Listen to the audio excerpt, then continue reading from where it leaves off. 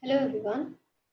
So today we are going to start with the next lecture. That is, we are going to talk about artificial neural network architecture. We need to define the types of architecture we are having in our neural network.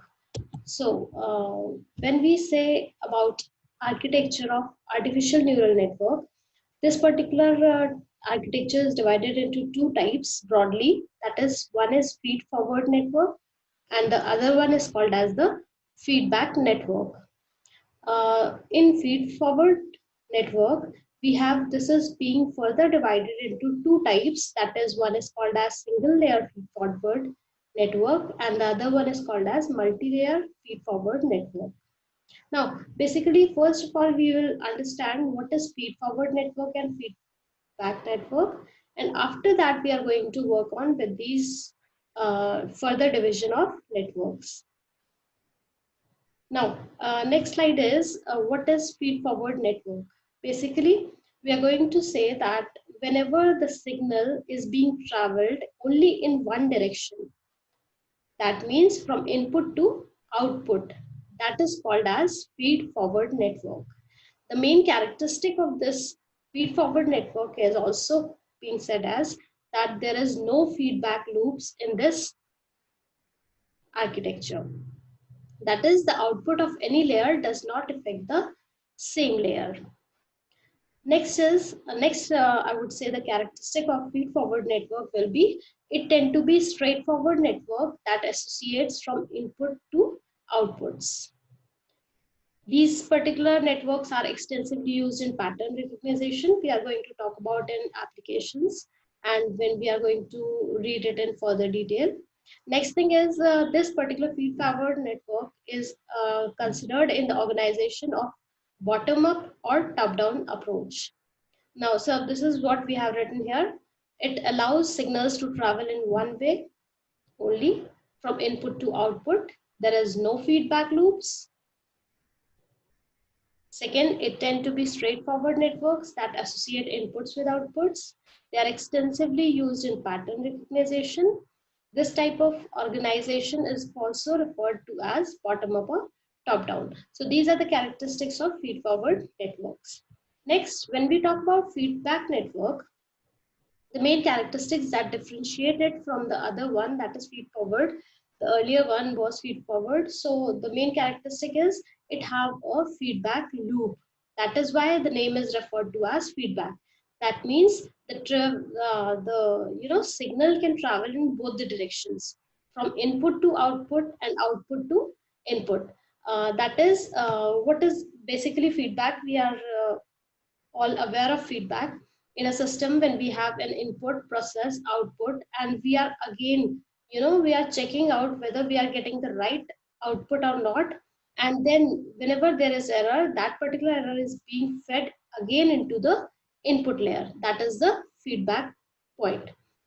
Now these particular networks are quite powerful and they are extremely complicated. Feedback networks, these are dynamic. Why they are dynamic?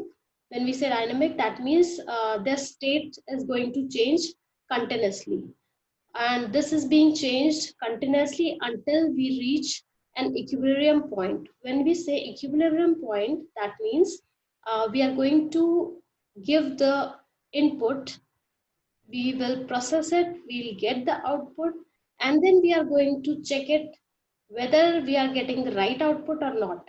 Whatever we'll compare, whatever the difference is there, that particular is called as error. And to remove that error, the input is again given, and we are going to do the same thing again and again until we reach the point where the error is approximately equal to 0. So that is what we have in feedback network. So the next thing is feedback networks are also called as interactive or recurrent uh, networks. So that is what I have written out here. And these are the feedback connections in single layer. Now we need to understand that what is network layer. Whenever we talk about architecture, we talk about network layers. There are 3 layers in this particular architecture we have. That is, one is called as input, other one is called as hidden, and the last one is called as the output layer. So these particular are termed as units. We call it as input layer unit, hidden layer unit, and output layer unit. So this is what we have in network layer. Now, what are these input layer units, hidden unit, and output unit? Whenever we have the inputs which is given in the raw form, raw information that is being fed into the network, that is called as the input unit activity. So this is what we have written. The activity of the input units represents the raw information that is fed into the network. Next is hidden unit. Actually, in a system, we have a process, we give input, we process it, and then we get the output. So this particular hidden layer can be termed as the layer in which we are doing the process. This process can be of any computation, any processing, any calculations. That activity is based on the input we are getting and the output we have to give.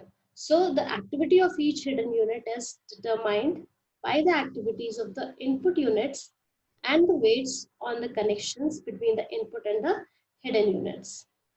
Third one is the output unit. Now the output unit, what it is, the behavior of output units depends on the activity of the hidden units and the weights between the hidden and the output units. So now before the output unit, we have a hidden unit. So the hidden unit behavior of neurons which are in hidden unit will be defining the activity of the output unit.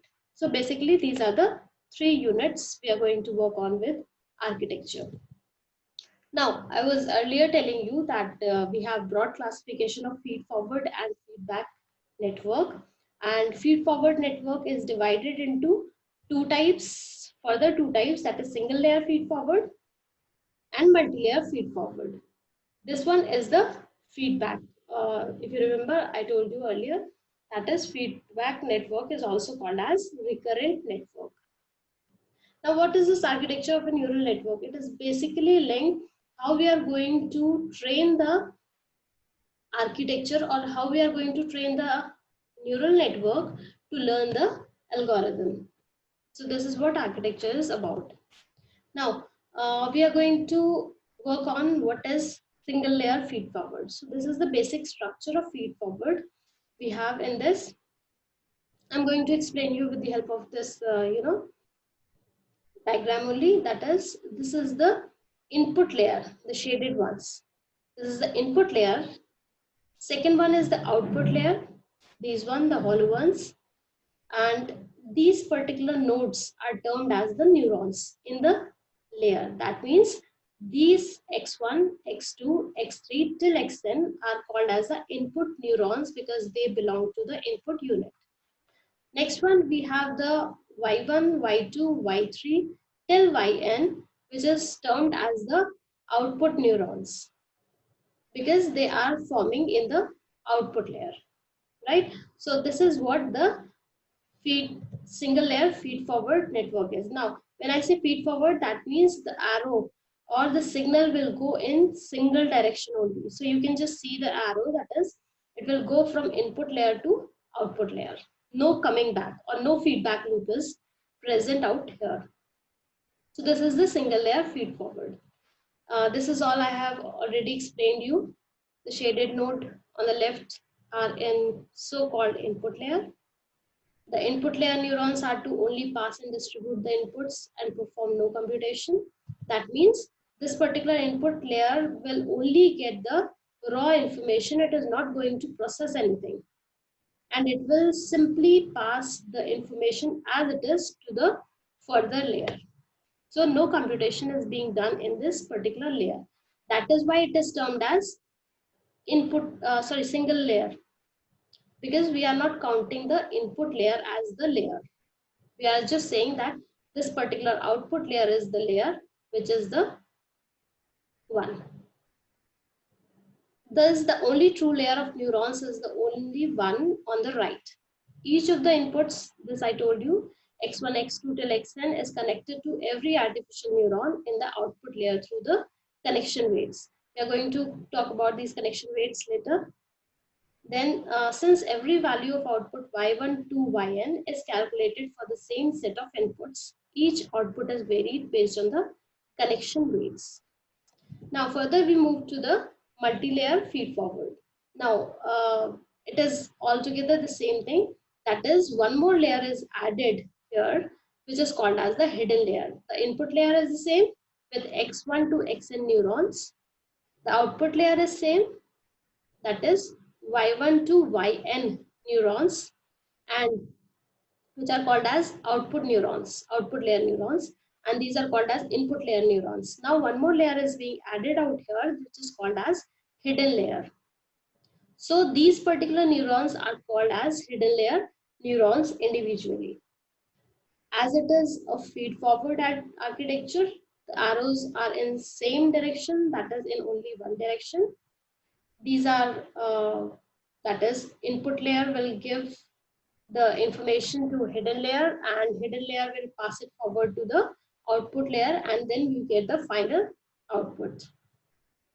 Now one more thing is there, that this particular hidden layer, there is a tendency of the network that depending on the complexity of the problem, we can add more hidden layers. That is not the necessity that it will have only one hidden layer. It can have any number of hidden layers depending on a problem. So that is why it is called as multi-layer feed-forward network. Now, it is obviously more complex as compared to the single layer. The processing is being done here is in the hidden layer. So these are the things which we have already talked about. So I'm not going to read it again.